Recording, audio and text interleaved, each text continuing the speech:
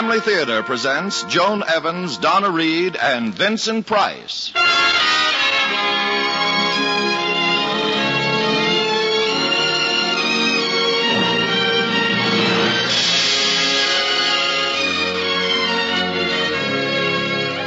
Hollywood, the Mutual Network, in cooperation with Family Theater, presents Vincent Price and Donna Reed in Jane Eyre. To introduce the drama, your hostess, Joan Evans.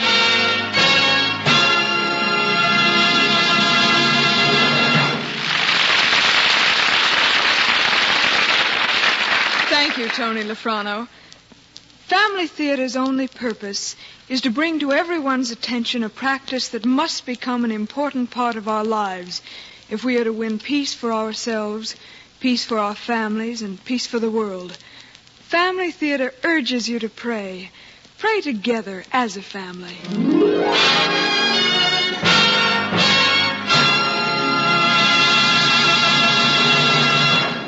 One of the most beloved works of English literature is Charlotte Bronte's great human novel, Jane Eyre.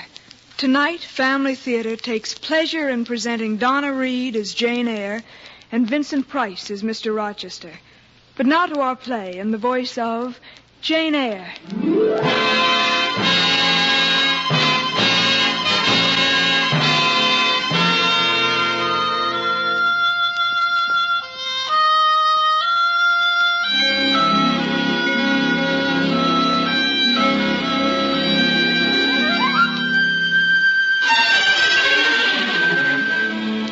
I shall begin my story on a gray January day, 3 months after I had come to Thornfield Hall as governess.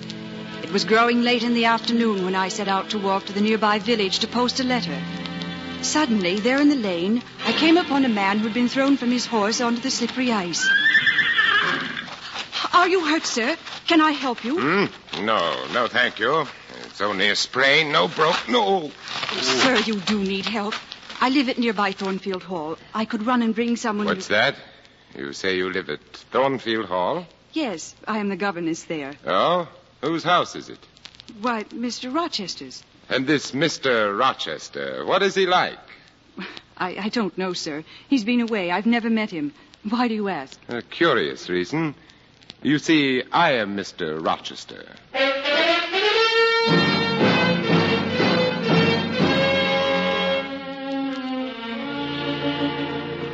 He had a dark face with stern features and a heavy brow, this Mr. Rochester. And there was something about his eyes, something thwarted. I noticed it again the following evening when he sent for me to come to the drawing room. Tell me, Miss Eyre, who recommended you to come here as governess for my little ward at Dell? I advertised, sir, and your housekeeper, Mrs. Fairfax, answered the advertisement. So? Miss Eyre, who are your parents? I have none. Do you remember them? No. What about kinfolk? I have only an aunt. From the day she sent me away to Lowood, she has never as much as asked about me. Indeed. Examine me closely, Miss Eyre. Do you think me handsome? No, sir. By my word, there is something singular about you, Miss Eyre. You have such a meek and modest air, but you can deliver a brusque answer. Sir, I was too plain. I beg your pardon. I ought to have replied that tastes differ, that beauty is of little consequence, or something of that sort. You ought to have replied no such thing. Beauty is of little consequence indeed. Go on. What fault do you find with me? I suppose I have all my limbs and features like any other man. Mr. Rochester, please. No. Criticize me. Does my forehead not please you? Does it mark me a fool? Far from it, sir. What is it, Miss Eyre? You look puzzled, and a puzzled air becomes you. Yes. It would please me to learn more about you, Miss Eyre. Therefore, speak. About what, sir? Oh, whatever you like. Well? Sir, I am willing to amuse you if I can, but I do not know what will interest you. Ask me questions, and I will do my best to answer. Very well. Questions. Do you agree that I have a right to be a little masterful, abrupt, perhaps exacting, on the grounds that I am somewhat older and have roamed over half the globe, while you have lived quietly, if miserably? Sir, I don't think you have a right to command me merely because you are older than I, or have seen more of the world. Your claim to superiority depends upon the use you've made of your time and experience. So? The fact is, I've made bad use of my advantages. You see, Miss Eyre, at the age of 21, I started, or was thrust, onto a wrong track, and have never recovered the right course since. I might have been very different. I might have been as good as you, wiser, almost as stainless. If you feel remorse, sir, the cure is repentance. No. The only cure for me is reformation. And I could reform. I have the strength yet, if... But where is the use of thinking of it, cursed as I am? Cursed? Happiness is irrevocably denied me. And yet, Jane Eyre, I will get pleasure out of life, cost what it may. But enough. It's time you put my little ward to bed. Good night.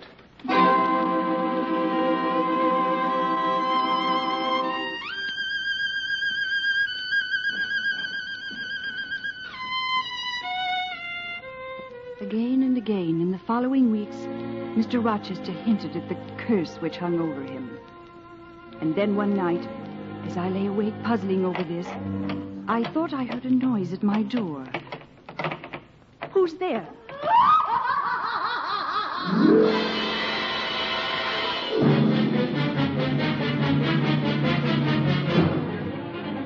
By the time I had rushed to the door and unbolted it, the hall was empty.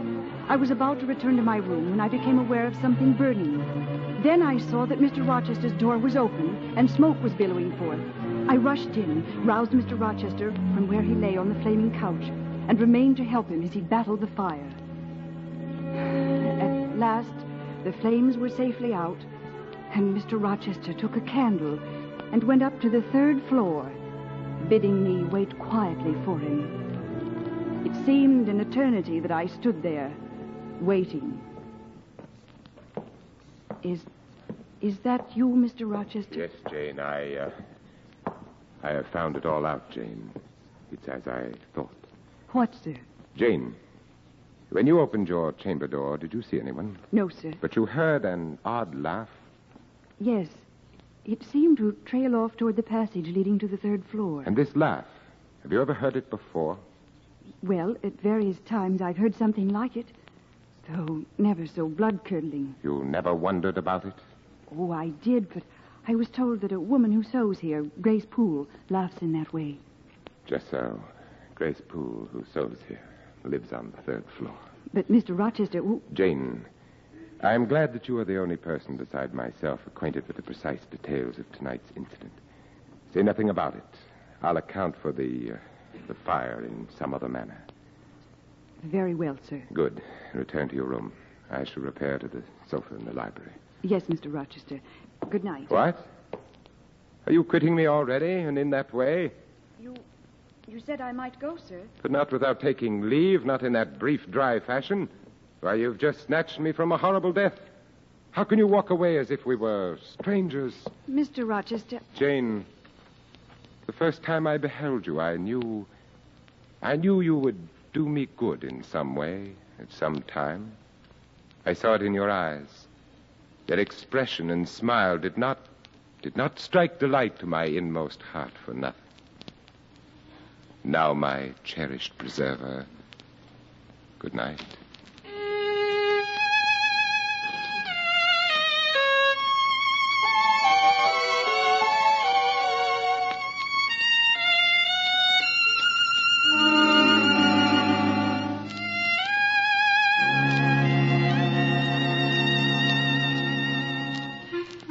Next morning, the house was all abuzz with news that Mr. Rochester had fallen asleep with his candle lit and had almost been burned to death as a result. But the master himself was gone, away visiting, I was told. It was a fortnight before he returned, bringing with him a brilliant party of friends, among them the beautiful Miss Blanche Ingram. During the festivities that followed, I presented myself among the guests as little as possible. But one evening, when Mr. Rochester was absent on business, an old gypsy arrived at Thornfield Hall and would not leave until she had told the fortunes of all the single women present. I was the last to be sent in to her. The gypsy had on a red cloak and a huge black bonnet tied with a striped handkerchief under the chin. Her face or rather as much of it as was visible, seemed harsh and forbidding. Well, you want your fortune told, miss? Please yourself, but I ought to warn you, I have no faith in your magic. It's like your impudence to say so. I expected it of you. Come, my dear, now kneel before me and lift your head. But... Do as I say. Very well. Well? I wonder. You wonder what? I wonder with what feelings you came to me tonight. I wonder what thoughts are busy in your heart. I wonder what secret hopes buoy you up. My greatest hope is to save enough money out of my earnings to set up a school someday. A school in a little house rented by myself. And that is what you think of as you sit in your favorite window seat? You see, I know your habits. You have learned them from the servants. Well, to speak the truth, I do have an acquaintance with one of them, Mrs. Poole. Grace Poole? No, do not be alarmed. Grace Poole is a safe hand, close and quiet. One may repose confidence in her. May one? But to return to what I was saying, how do you feel, miss, when you sit in your window seat and see a young lady and full of life and health, smile into the eyes of a gentleman What? You know, and perhaps think well of? I don't know the gentleman here. No? What about the master of the house? Really, I don't see what Mr. Rochester has to do with our conversation. And besides, he has a right to enjoy the society of his guests. Such an answer can only mean you do not know. He is to be married. Married? To the queenly Miss Blanche Ingram. They are to be married soon? So it seems. And no doubt they will be a superlatively happy pair. He must love such a handsome, noble, witty, sophisticated lady. And probably she loves him, or at least his purse. Please, I didn't come to hear Mr. Rochester's fortune, or Miss Ingram's. I came to hear my own. Your fortune is yet doubtful. Chance has meted you a measure of happiness, but it depends on you to stretch out your hand and take it. Your heart says yes, but your brow says, I dare not even permit myself to hope, or I shall be lost. Now, Miss Eyre. The play is played out. Mr. Rochester! Yes, the old gypsy takes off her cloak and bonnet, and behold, Mr. Rochester. What a strange notion. But well carried out, eh? With the others, you managed well enough. With the others, but not with you.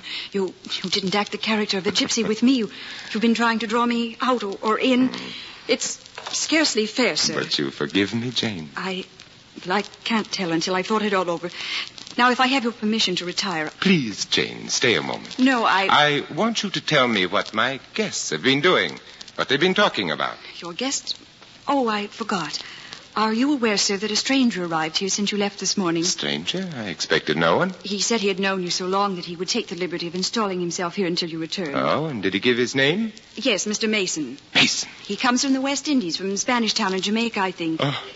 Mr. Rochester, are you ill? Jane. Here, sir.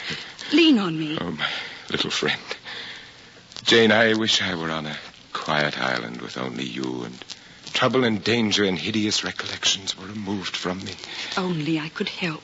I'd give my life to serve you, sir. I believe you, Jane. But now to the matter at hand. Jane, find Mr. Mason and whisper in his ear that Mr. Rochester waits for him. But make sure that nobody overhears you. Nobody.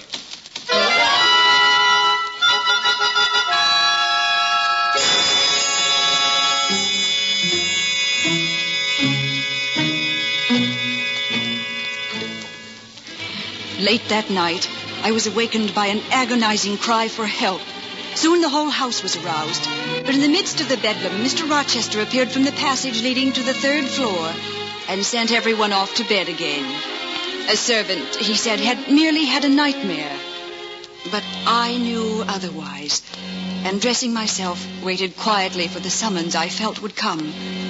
It did come, and Mr. Rochester led me stealthily up to the fateful 3rd floor. Jane, Before we enter this door, a question. Yes, Mr. Rochester. You don't turn sick at the sight of blood? I've never been tested, sir, but I shall be all right. So be it then. It's Mr. Mason. Yes. Is he? No, only unconscious. Oh. Put the candle on the table, Jane. I've brought a bottle of smelling salts. He'll soon revive. But those bandages on his arm and shoulder, they should be changed. Later. There now. He's coming round. You feeling stronger, Mason? Is there immediate danger? Don't be so overcome, man. Bear up. I'm going now to fetch a surgeon for you. Jane, I shall have to leave you with this gentleman. Yes, sir. You may change the bandages, but don't speak to him on any pretext. Very well, sir. As for you, Mason, it will be at the peril of your life if you speak to her. Open your lips, agitate yourself, and I'll not answer for the consequences. If you leave me here, she'll attack me again. She'll kill me this time. She's locked in securely, and only I have the keys now. Oh, it was so frightful. She came at me with a knife. Well, I warned you not to attempt the interview tonight and alone. I thought I could do some good. You thought. When will you realize that I know what's best for you, for me, yes, and for that creature? And I go now. And remember, no conversation with Miss Eyre.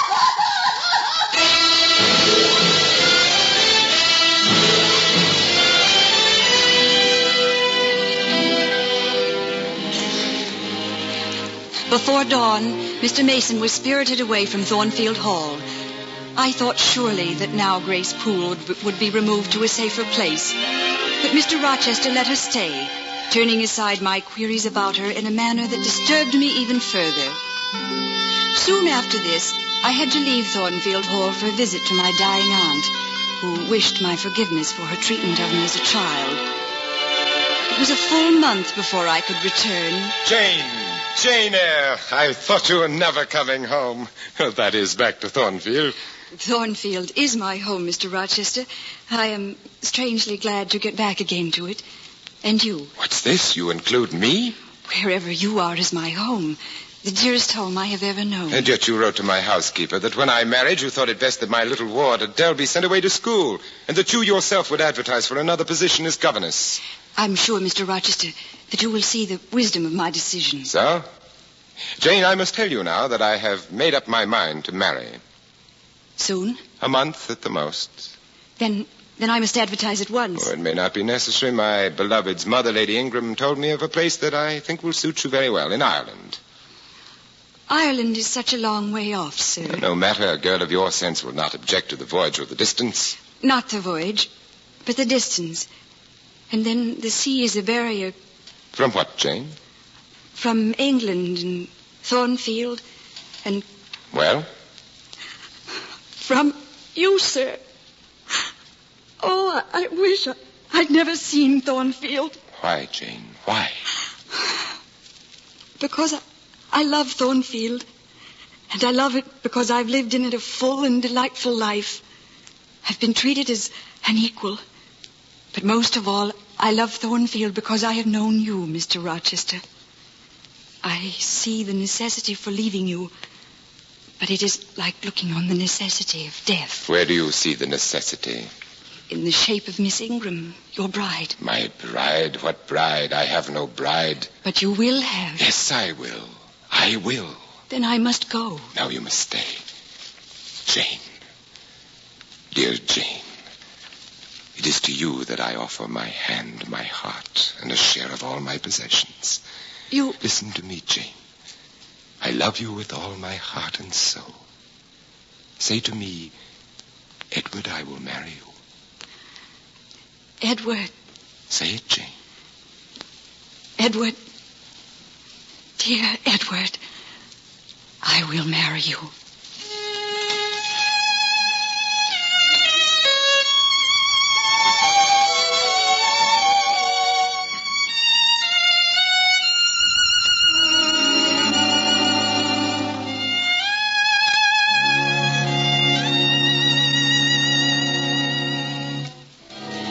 A month later, we went, just he and I, to the little church nearby to pledge our vows. But But in the very midst of the ceremony... Stop! The marriage cannot go on. What? I declare the existence of an impediment, Mason. You cannot know what you're saying, Mr. Mason. I know that Mr. Rochester has a wife. A wife now living. She is my sister. Edward. Listen to me, Jane. Listen to me, all of you, before you render judgment. This woman whom I married in Jamaica 15 years ago, Bertha Mason by name, is mad and comes of a mad family. I was tricked into the marriage, but soon learned the truth. Learned it when my bride turned into a hideous wretch. But I could not desert her. I brought her secretly to Thornfield Hall and hired Grace Poole to take care of her. What I have suffered at her hands, no one will ever know. But you, Jane, can you guess? Yes, Edward. Jane, I never considered that fearful creature my wife. That is why when you came so blessedly into my life, I dared to snatch at happiness, dared to ask you to marry me. May God be my judge.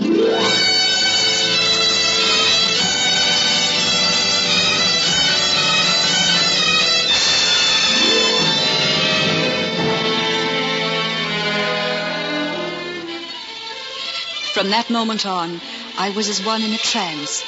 That night I fled from Thornfield Hall, taking with me the few shillings in my purse.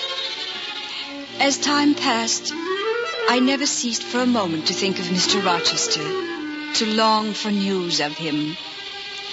Then, one night, almost a year later, I thought I heard a voice. Jane. It was his voice. The very next morning, I began the long journey back to Thornfield Hall, only to find upon my arrival that it was a charred ruin.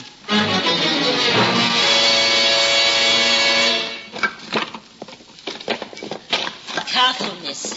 Some of those timbers may snap. Why, it's Miss Eyre. And you're Grace Poole. Mrs. Poole, what happened? When? How? Happened last autumn, Miss Eyre, just about harvest time. A fire in the dead of night. She did it. She started the fire. Yes, she did it. Bertha Mason Rochester. But it was my fault.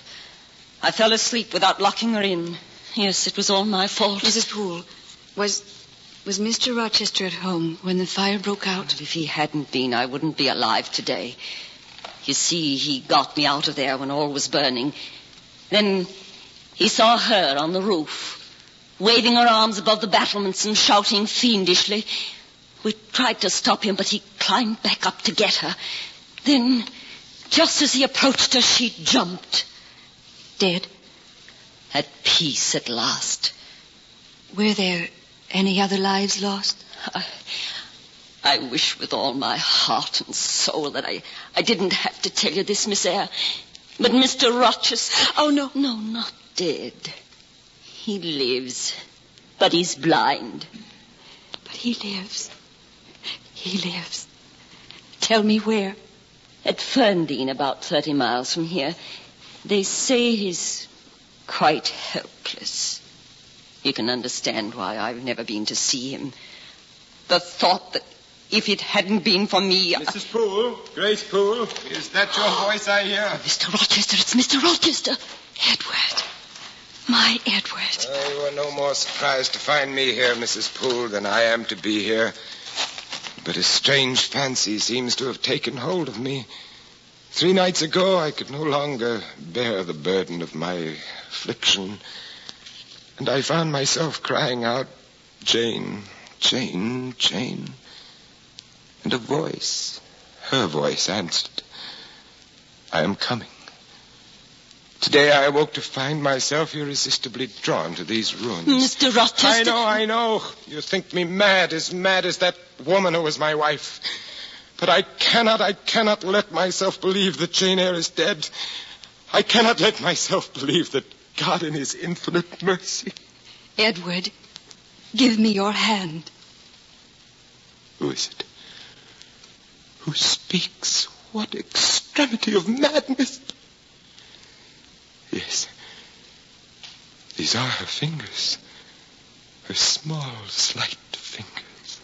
I've come back to you, Edward. I shall never leave you again. Jane Eyre.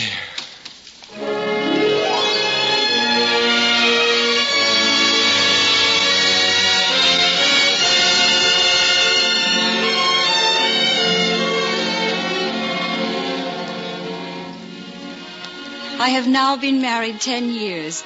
For 2 of those years, Mr. Rochester remained blind. But then the sight was restored to one eye, so that when his firstborn was put into his arms, he could see that the boy had inherited his own eyes as they once were, large, brilliant, and black. And on that occasion, he again, with a full heart, acknowledged that God had tempered justice with mercy.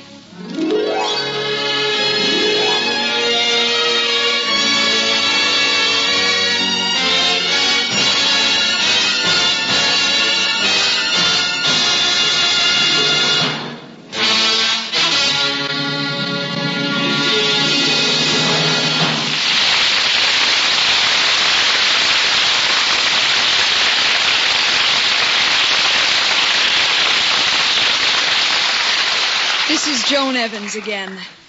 We all admire those who are willing to sacrifice themselves to help others, those who are generous and unselfish.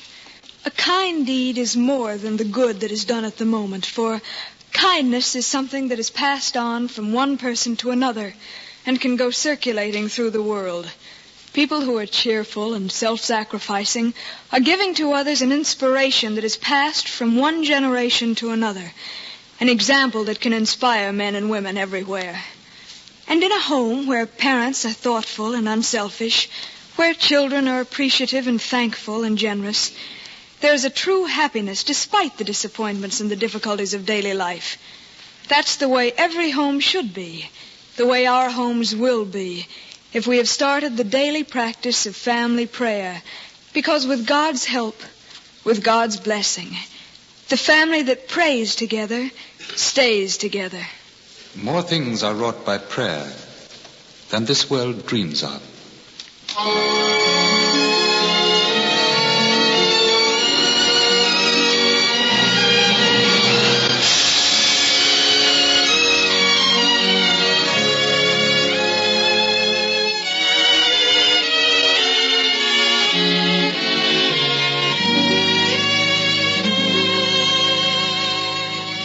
From Hollywood, Family Theater has brought you Vincent Price and Donna Reed in Jane Eyre, with Joan Evans as your hostess. Others in our cast were Irene Tedrow and Ben Wright. Charlotte Bronte's classic was adapted by Maurice Zinn, with music composed and conducted by Harry Zimmerman, and was directed for Family Theater by J.F. Mansfield. This series of Family Theater broadcasts is made possible by the thousands of you who felt the need for this type of program, by the Mutual Network, which has responded to this need, and by the hundreds of stars of stage, screen, and radio who have so unselfishly given of their time and talent to appear on our Family Theater stage. To them and to you, our humble thanks. This is Tony Lafrano expressing the wish of Family Theater that the blessing of God may be upon you and your home, and inviting you to join us next week at this time when Family Theater will present Ann Blythe, Mel Ferrer, and Charles Winninger in Stolen Symphony. Join us, won't you?